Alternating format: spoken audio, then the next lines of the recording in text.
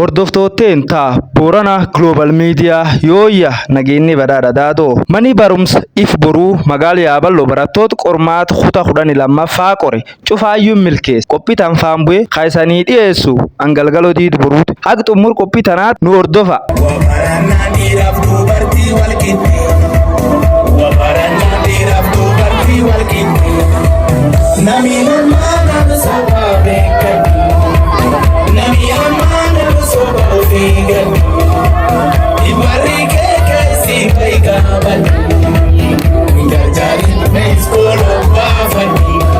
Shantamila kan bara kana qormaata biyyoolessaa kana fudhatanii barataa kana keessa qabxiin olaanaan 554 qabxii olaanaan jechuudha. Akka waliigalaatti olaallu barattoonni 22 500 ol galmeessan. Hordoftootteen wal bara Ayyee galatoomaa jalqaba irratti barsiisaa Guutuu Sultaan jedhama. Dura bu'aa mana barumsaa Ifa Boruu Bultii Addaa Yaaballoo sadarkaa lammaffaati.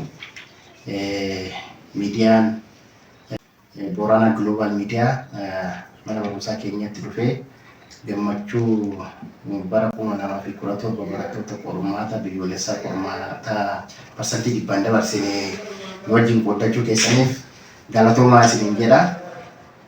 hojiin baruu fi barsiisuu gamman barumsa kanaatiin maal fakkaata akkam ture? An jalqaba irratti barattoota bara kana bara 2017 qormaata biyyoolessaa qormaachifnee parsantii 100 dabarsine. Kanaaf jalqaba irratti uummata godina keenya uummata naannoo Oromiyaa hawaasa guutuu biyya kanaatiin baga gammadanii baga gammannee jechuu ni barbaada. Akkuma beekamu manni barumsaa Bultii Addaa Ifa Boruu Yaabelloo manneen barnoota Ifa Boruu bara 2014 biiroon barnoota Oromiyaatii fi mootummaan naannoo Oromiyaa hundeessan keessaa isa tokko. Kanaaf barattoota bara kana qormaachifne yeroo jalqabaatiif bara 2014 simanne jechuudha.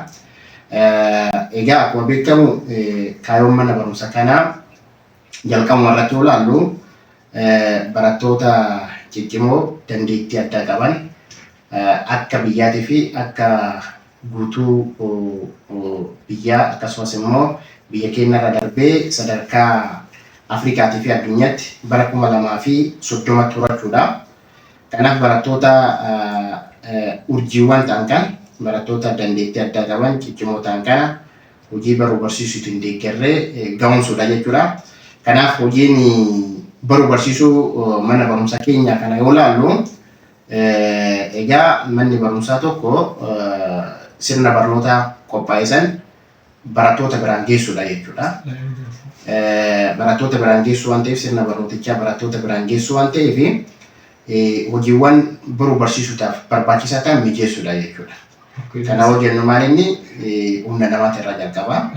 Humna namaa mijeessina. Humna namaa hojjennu barsiisota.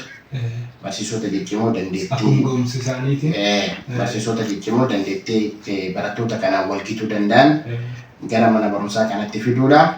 Lammaffaa leencaloo barbaachisu barattoota kanaaf guutuu jechuudha. Kanaaf kanarratti hojjetaa turre.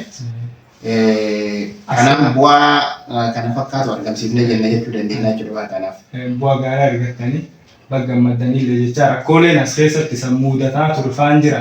Fakkeenyaaf rakkoon akkana osoo akka qaamii nu deeggaruu qabullee cuftee nu deeggar jettan chaalenjii garaagaraa hafee dabartaniitiin jechuun qarafiixa chaalenjiin godin kan kee jiru tokko namni kun harki caal nama horsiise bulaati. Namni horsiise bulaa kun immoo haala mijataa biyyoota wal dorgomanii qabaachuu dhiisuu danda'a. Haalota sun injifataniitiin Itoophiyaa keessa sadarkaa tooppi ta'anii argamuun waan guddaa as keessatti rakkoolee wanni ta'anii turan gurrumata keessa buufachuu feetan jirti. Egaa dhugaa dubbachuuf wanni hundi sirrateetiniin bu'aa argatan jechuun hin danda'amu. Bu'aa bahii hedduun hin jira. Fakkeenyuma yoo fudhanne barattoonni kun bara gaafa jalqabaa gara kana dhufan hawaasa backgroundii garaagaraa qaban keessaa dhufte waan ta'eef ijoolleen keenya barattoonnummaan keenya gaafa asitti finneetiin mana barumsaa kanatti galchineetiin jalqaba barsiisuu jalqabnu sodaan hin jira jechuudha barattoota bira. Maaliif akkaataan jalqaba gadiitti dhufan hawaasa garaagaraa keessaa maatii garaagaraa keessaa dhufte ijoolleen kun gaafa dhufte immoo dandeettii garaagaraa qabdi. Ijoollee dandeettii garaagaraa kana qabdu walitti fiduunuyyuu nuuf rakkoo ture jechuudha. Chaalenjii ture ijoollee kana walitti dandeettii isaan qaban kana walitti finnee gahumsa wal fakkaataa akka isaan qabaatan gochuun rakkoo ture jechuudha. Kunummaanuu rakkoodha. Dandeettiin man barattoonni keenya qaban. Lammaffaa akkaataan keessatti barataa dhufne mana barumsa bultii addaa wajjin yoo wal bira qabnu garaagarummaa qaba. Ijoolleen kanatti madaquu kana barsiisuun chaalenjii ture jechuudha. Chaalenjii ture. Inni biraa jalqaba irratti rakkoo hanqinni gara barsiisatiin akkaataa barbaanneen barsiisota gahumsa qaban argachuun rakkoo ture jechuudha. Kanaaf garuu kanarratti dhugaa dubbachuuf yuunivarsiitiin keenya yuunivarsiitiin Booranaa nu cinaa dhaabbatee barsiisota yoo asitti hin argatiin paartaayimiidhaan nu deeggaruudhaan barsiisota yuunivarsiitii keessa jiran garaan nu erganii barattoota kan akka barsiisan nu godhuudhaan deeggarsa cimaa nu taasisaa turanii jechuudha yuunivarsiitiin keenya.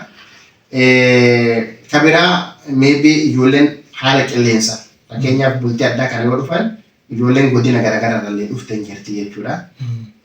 Godina keenya kana qofa osoo hin ta'in godina biraarraallee ijoolleen ramadamaniitiin as dhufanii waan jiraniif haala qilleensatti madaquu dhabuun jalqaba irratti chaalenjiiwwan akkana kunni jiranii. Lammaffaa ammoo baratammaan haga dhufee rakkoowwan garaagaraa barataa mudatuu ni danda'a. Fakkeenyaaf rakkoon maatii keessa jiru. Rakkoon maatii keessa jiru barattoota chaalenjii kun harkaa godhaa ture. Kana hunda dandamannee barattoonni keenya har'a sadarkaa kanaan akka dhaqqaban taasifnee jirra jechuudha. Kanaaf rakkoowwan yoo irratti hojjetan jijjiiramuu akka danda'an wantoonni keessatti itti baranii jira jechuudha. Dabalataan ammoo wanni kan amma persentii 100 dabarsuu kan ka'e dhageettee jirta. Already atillee akkuma biyya online irraa laaltee argite. Kisee sun ija gammaddee jedhee yaada gammachuu ta'e sun akkamitti ibsachuu dandeetta. Kuni bu'aa dadhabbiteeti waan itti gammaddu qabdu waan taateef. Dhugaa dubbachuuf manni barumsaa kun ija uummata Booranaatis akkasumas immoo ija uummata Oromooti. Nama baay'eetu mana barumsaa kana fuulduratti ilaalaa. Nu karoorri keenya jalqabuma parsantii 100 dabarsuudha. Jalqabuma ijoollee kana gaafa haga kutaa kanaatti keessa dabarsaa dhufnu barattoota parsantii 100 dabarsu. Hojiin akkaataan irratti hojjetaa turres kana jechuudha. Garuu as keessatti rakkoon nama mudatuu danda'an beekamu. Namaadha barattoonni kun gaafa qormaata fudhatan chaalenjiiwwan garaagaraa isaan mudatuu danda'anii namni nama harkaa keessaa harka jennee yaaduu dandeenya. Garuu dhugaa dubbachuuf gaafa manneen barnoota akka biyyaa kana keessatti guutuu dabarsan keessatti maqaan mana barumsaa keenyaa keessatti galmeessan keessatti galmaa arginu gammachuu haganan jedhamnetu nutti dhagahame. Maaliif tokko manni barumsaa keenya kan keessatti argamnu gammoojjii keessatti argamna. Mana barumsaa fageenya jiddu galeessa irraa jirudha. Manni barumsaa immoo fageenya jiddu galeessa irraa jiruu fi gammoojjii kana keessatti argamu sadarkaa biyyaatti sadarkaa kanarraa dhaqqabuun dhugaa dubbachuuf daran nama gammachiisa. Baay'ee itti gammanne ijoolleen keenyallee sadarkaa kanarraa dhaqqabuun guddoo gammachuu guddaa. Uummatillee akkasuma gammade nulleen sagalee uummataati uummati gammachuu uummata dhageeffee dhufne milkooftanii jirtanii oloois milkaa'u waan guddoo. Icciitiin milkaa'u barattoota fakkeenyaaf barataan tokko wanni kumuyyuu akka adufuloon goone seeraan hin baranne yookaan maateriyaalii barnootaaf barbaachisu hin arganne suniif milkaa'uu dhiisuu danda'a. Isaan guutuun milkooftanii jirtanii inni waan barbaachisu cufa guutattaniiti moo icciitii bira qabdanii icciitii tam. Egaa icciitiin milkaa'ina kennaa akkuma jalqaba irratti siin jedhee sirna barnootaa qophaa'e tokko barataa biraan ga'uun hojii ijoo baruu barsiisuu keessaa tokko jechuudha. Jalqaba irratti akkuma jedhee nuti mana kana keessatti hojiin ijoon tokkoo fi tokko hojii baruu barsiisuuti. Hojii baruu barsiisuu bifa milkaa'aa ta'een barsiisaa ture jechuudha barattoota keenya.